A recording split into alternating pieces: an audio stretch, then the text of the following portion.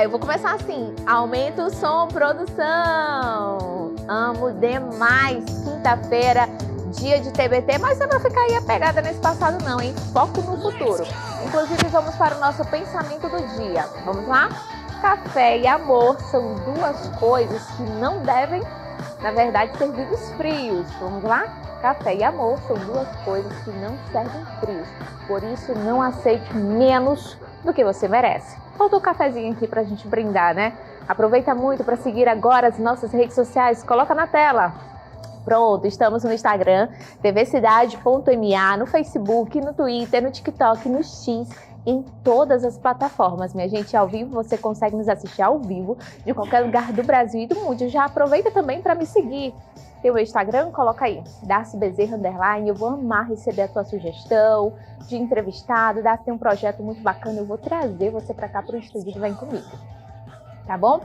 E hoje vamos falar sobre a utilização de telas na infância, que tem sido alvo de debates nos últimos anos. Segundo resultados de uma pesquisa TIC Online Brasil, entre 2015 e 2024 houve um crescimento de 12 pontos percentuais de usuários de internet de 9 a 17 anos, que relataram que tiveram um primeiro acesso antes dos 6 anos. E quem vai falar mais sobre esses dados e os benefícios e malefícios nessa faixa etária é o promotor de justiça e coordenador de infância e juventude do Ministério Público, Gleudson Malheiros, ele que já está aqui ao meu lado. Doutor, muito bem-vindo, boa tarde, primeira vez aqui.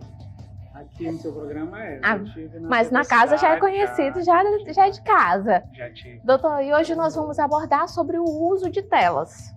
Tem seus benefícios e seus malefícios. E esse tema tem sido debate em vários encontros. Darcy, é inevitável, né? A gente não pode considerar que o uso de tecnologias possa retroceder.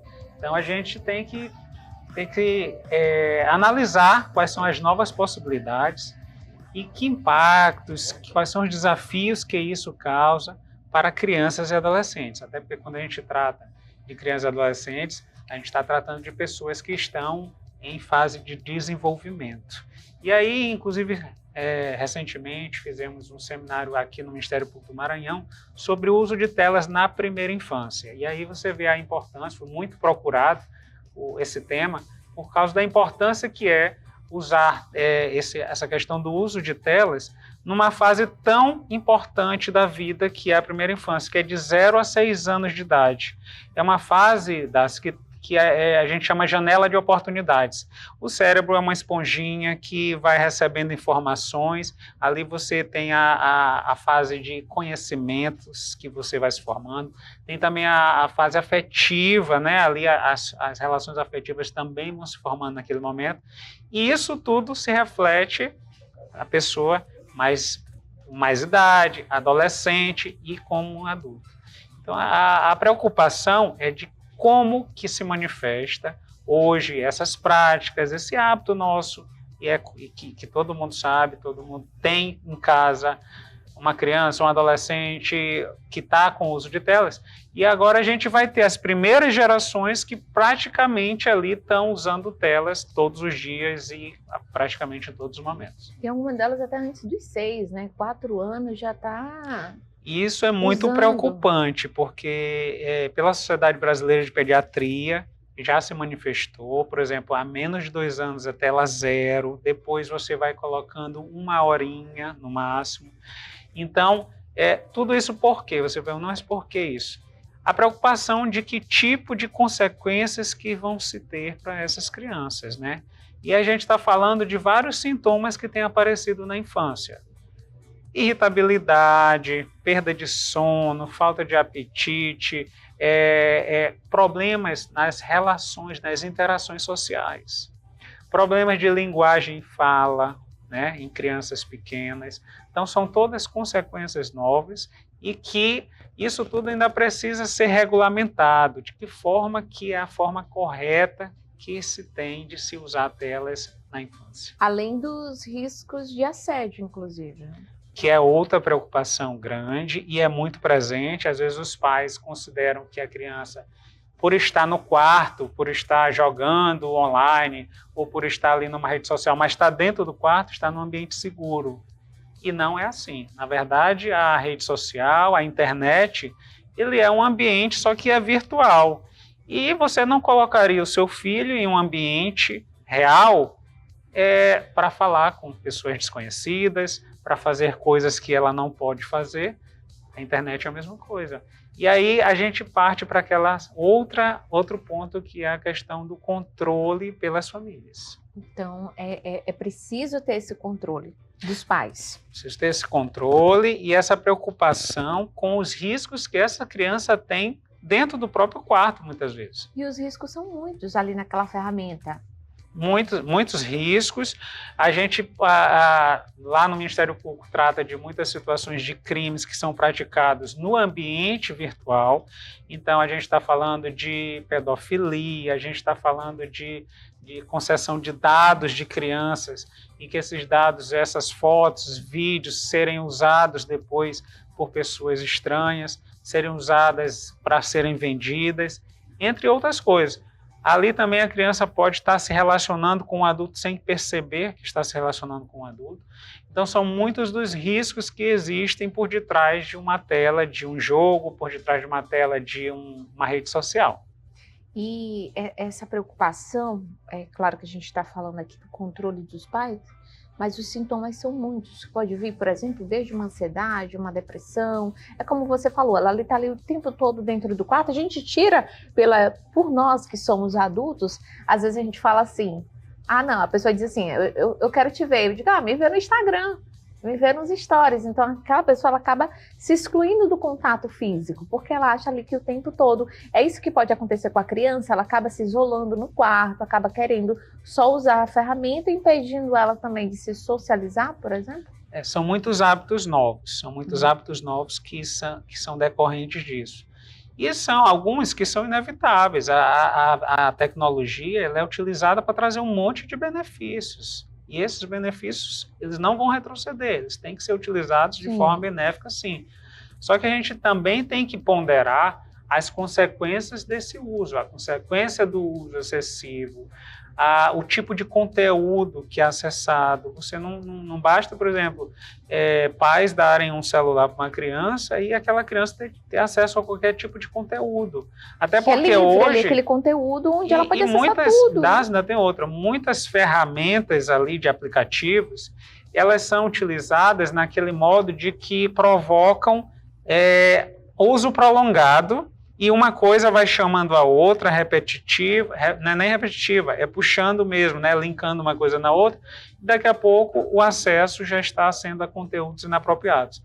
Então, é preciso haver uma regulação, é preciso também que as próprias empresas também, elas tenham um reconhecimento, uma responsabilidade social, para que se desenvolva verificação de idade, para que se desenvolva melhor o controle dos pais, que é uma coisa que ainda é pouco utilizada, que nós precisamos todos aperfeiçoar, certo? Tem aplicativos ali que os pais têm modo de controlar o tempo de uso, têm modo de controlar o conteúdo a ser visto. Por exemplo, o YouTube, muitas vezes a gente coloca, eles usam o YouTube de modo geral. Tem o YouTube Kids, que daria uma margem de maior segurança.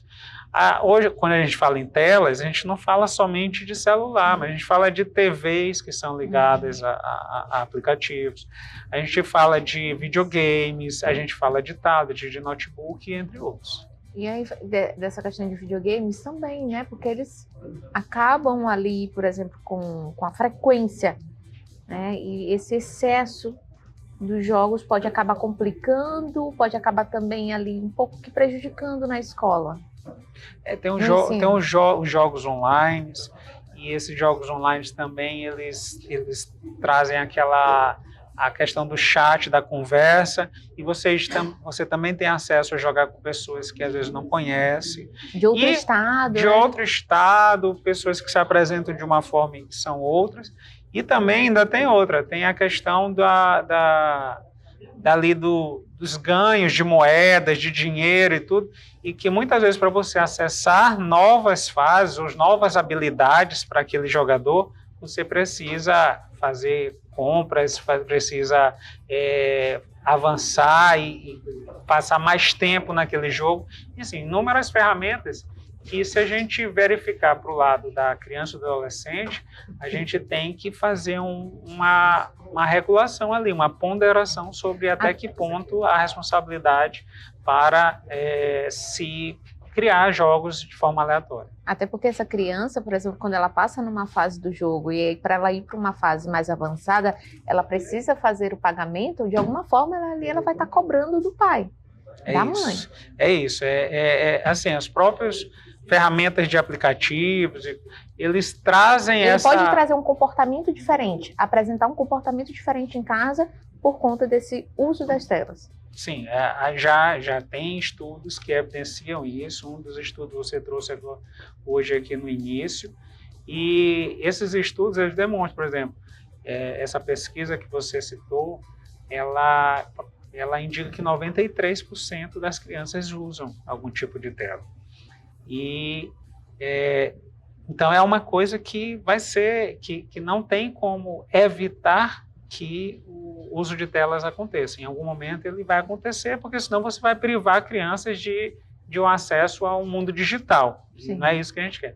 Mas é a necessidade de você pegar uma política pública e ponderar entre um uso saudável, equilibrado, e um uso acessível às ferramentas tecnológicas, entre outros. Teve uma lei que teve a questão da proibição do uso do aparelho celular nas escolas? Então, isso já é o efeito, é uma lei, 15.100, já é o efeito de o poder público, por meio de uma lei, trazer uma proibição de uso do celular, uso não pedagógico, é bom que se fique claro, o uso não pedagógico do celular dentro das escolas. Ou seja, já foi analisado o prejuízo que o uso dos celulares dentro das escolas eles têm causado para a aprendizagem, certo? Então, em razão disso, foi necessário a publicação de uma lei onde regula esse uso, dizendo, olha, a criança não deve usar o aparelho celular dentro das escolas. E por quê? A não ser que seja para um uso pedagógico ou que seja para uma razão, por uma necessidade especial da própria criança. Então, as escolas, na verdade, já foi de várias reclamações, inclusive a gente fez a matéria logo quando essa lei foi aprovada, a gente até mostrou aqui uma escola que já estava com essa medida, já tinha até preparado, acho que era um cofrinho, alguma coisa, onde as crianças e adolescentes chegavam e lá colocavam um aparelho celular e só buscavam, ou no intervalo, ou quando fosse uma necessidade, uma emergência, aí ele precisa ligar para o pai, ou vai precisar sair mais cedo, ele pegava o celular e fazia essa ligação. Correto. Você pensa assim, é que nem levar alguma coisa para a escola que é estranha ao processo de aprendizagem. Por exemplo, você levar uma bola e ficar batendo durante a aula. Isso vai prejudicar o ensino, vai prejudicar a aprendizagem, vai prejudicar a concentração. Não é correto você Eu estou fazendo esse uso comparativo da bola para mostrar que é um objeto estranho ao processo de aprendizagem que é aquele professor-aluno, que é o da escola. Então, é um estranho. Então, se eu pego esse celular e eu utilizo, estou lá enquanto a aula está tendo, eu estou na rede social, eu estou fazendo uma conversa paralela, eu estou prejudicando o processo de aprendizagem. Estou prejudicando o processo de aprendizagem. Isso afeta negativamente, né, no desenvolvimento dessa criança. Isso. Na criatividade, no caso, dessa criança. Isso, na aprendizagem, na criatividade, entre outros. E então isso daí, a questão é uma forma, uma política nova de regular o uso, isso no processo de aprendizagem. Mas aí é preciso que se discuta também sobre o uso dessas telas por crianças e os impactos que isso tem causado na saúde dessas crianças. Então, é questão mesmo, não é somente de responsabilidade nem somente dos pais, mas também a responsabilidade de empresas em relação à forma como aceita o uso em rede social ou em aplicativos, em alguma coisa que aceita crianças sem a verificação necessária, embora ali se exija uma idade mínima. Ou também de empresas regularem a forma de proteger melhor essas crianças, a fim de que o conteúdo seja mais condizente, os pais terem maior orientação também sobre que tipo de conteúdos podem ser acessados, que tipo de controle que eles podem ter nas ferramentas, nessas ferramentas celular, tablet, entre outros. Inclusive, duas mães, assim, pelo menos o que eu tenho aqui no controle, já mandaram mensagem que ao pegarem ali o celular, o aparelho celular da filha, viram mensagens lá de assédio. E muitas dessas crianças estão agora nessa fase do TikTok, né, do vídeo, da dancinha. Claro que conteúdos assim que estão ali, da idade dela, um crossfit infantil, uma dança infantil. Então tem todo esse detalhe também, né? Tem, mas mesmo nessa dança, nesse conteúdo, existem nessas redes sociais pessoas que estão ali e que não estão disfarçadas por um perfil oculto. E que esse risco é iminente. E é assim, cada vez mais os crimes que são praticados no mundo real, que existem, se você pegar os números do Fórum Brasileiro de Segurança Pública, que foi divulgado no ano passado, 73 mil estupros de mulheres, e a maioria eram menores de 14 anos. Então, a gente tem quase 54 mil estupros de menores vulneráveis, que a gente chama de estupro de vulnerável. Isso daí tem também migrado para as redes sociais, no sentido de que cada vez mais tem aumentado o número de crimes praticados em ambiente virtual. Um deles, por exemplo, é o bullying nas redes sociais, especialmente dentro da escola, certo?